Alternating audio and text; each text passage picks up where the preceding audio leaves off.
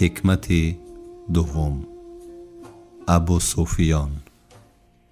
در یکی از جنگ ها صحابه کرام زید بن دسینه اسیر می افتد. ابو سفیان در این زمان مسلمان نشده بود. زید را برای شهید شدن می بردند. ابو سفیان نزد زید آمده می گوید: ای زید، می خواهی که حاضر به جای تو محمد می بود و تو صحت و سلامت نزد زن و فرزند خود می رفتی؟ زید: هرگز. کشتن یک طرف استد، نمی خواهم که به پایش سنگی برسد. بگذار من بمیرم اما به او ضرر کوچکی نرسد.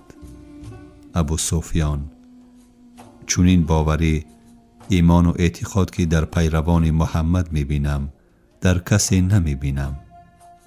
محقق که در محمد چیزی هست.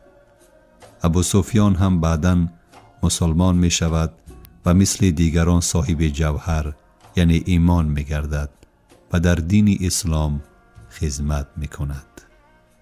شرح: این است دین برحق که همه را خدمتگار مردم می کند. خدمتگار مردم شدن راهبر مردم شدن است. خوش به حال آن مردمی که خدمت صمیمی و صرف از خاطر الله تعالی عمل خیر می کنند و دعاهای خیر ایشان را می گیرند.